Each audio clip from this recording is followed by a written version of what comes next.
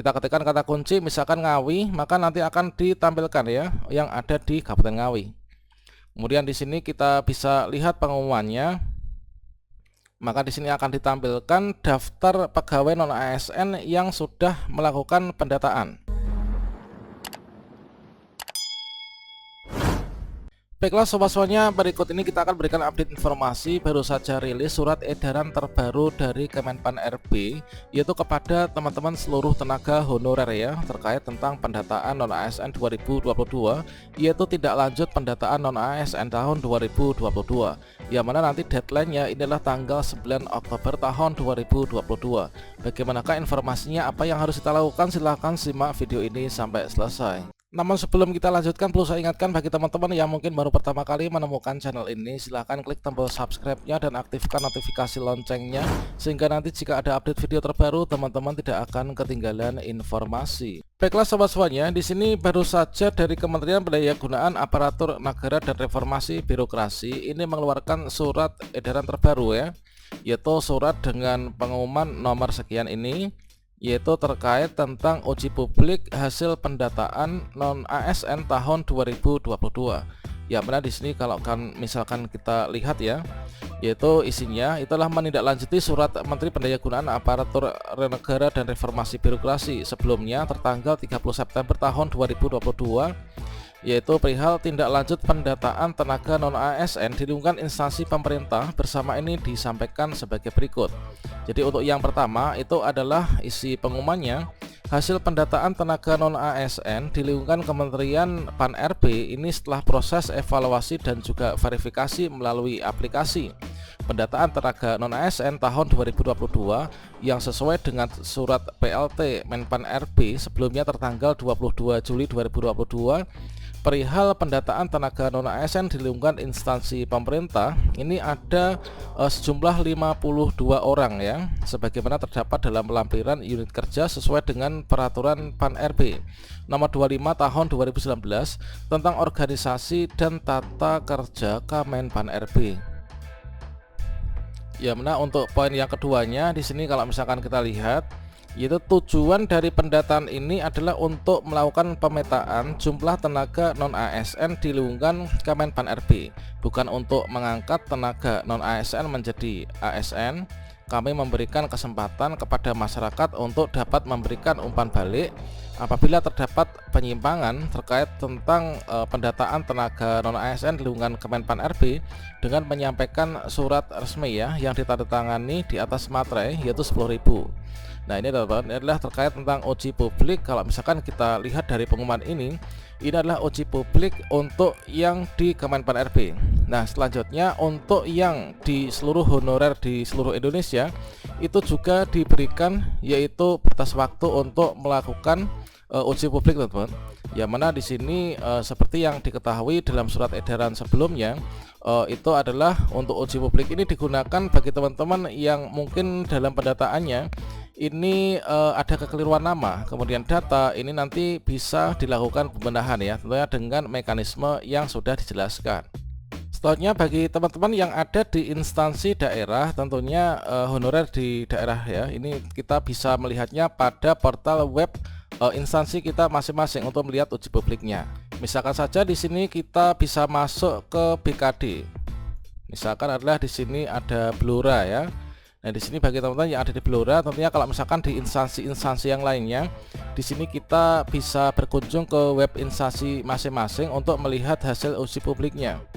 Nah, di sini terkait tentang data tenaga non ASN. Nah, di sini kita bisa melihatnya, informasinya.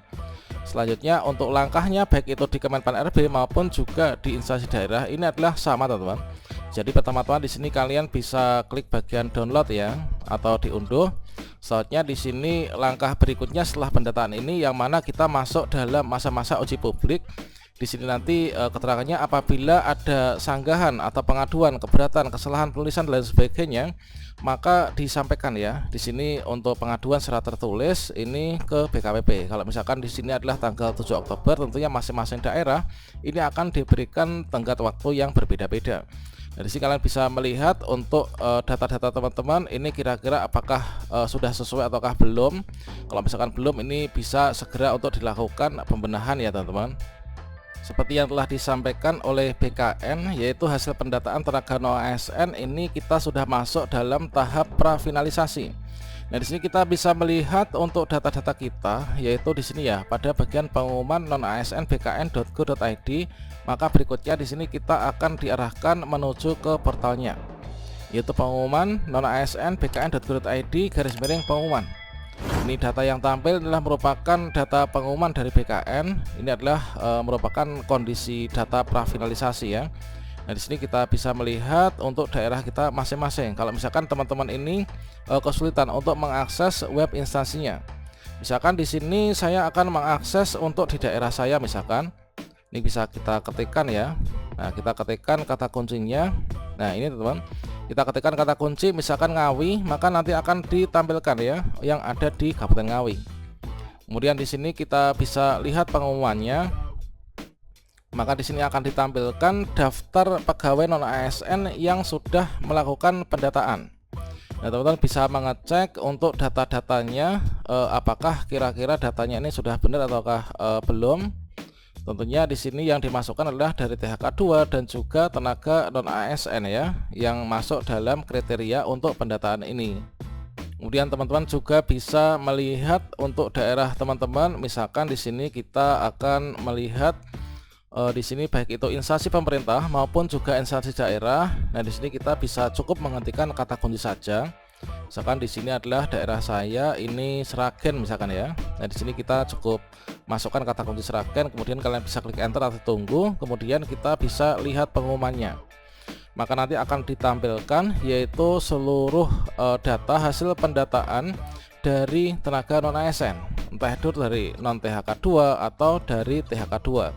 Yang mana di sini memuat informasi lengkap hasil pendataan kita, mulai dari nama, kemudian usia, jenis kelamin, jabatan, masa kumulatif ya, bulan dan tahun, kemudian untuk pendidikan terakhir kita, kemudian SK terakhir kita, dan juga unit kerja di mana tempat kita saat ini sedang berada ya dan bekerja. Soalnya seperti yang kita ketahui bahwa di sini kalau misalkan kita cek lagi pada bagian alurnya dari pendataan non ASN itu adalah mungkin bagi teman-teman yang masih bertanya-tanya mengapa kok belum bisa membuat akun.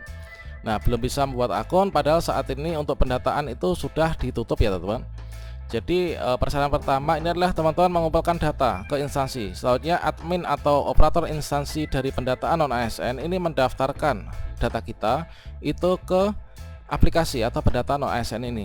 Berikutnya setelah itu barulah kita dari tenaga non ASN setelah didaftarkan oleh admin instansi, maka kita bisa membuat akun pendataan non ASN. Nah, selanjutnya teman-teman kemarin itu melakukan registrasi ya untuk dapat memonitor, mengkonfirmasi dan melengkapi riwayat kerja tenaga non ASN masing-masing.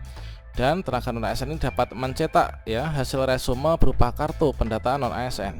Selanjutnya proses melengkapi riwayat oleh tenaga non ASN akan berhenti selesai ketika instansi menyatakan finalisasi. Nah, ini teman, dalam sampai tenggat waktu yang ditentukan itu instansi wajib melakukan finalisasi, yang mana instansi wajib mengunggah SPTJM setelah nanti prafinalisasi. Jadi saat ini kita masuk dalam tahap yaitu prafinalisasi. Tentunya di uji publik ini teman-teman masih kesempatan ya untuk bisa membenahi data yang kemungkinan ini masih salah ya, sebelum nanti dimasukkan ke finalisasi dan juga dilampiri SPTJM dari instansi masing-masing. Demikian, semoga bermanfaat ya. Wassalamualaikum warahmatullahi wabarakatuh.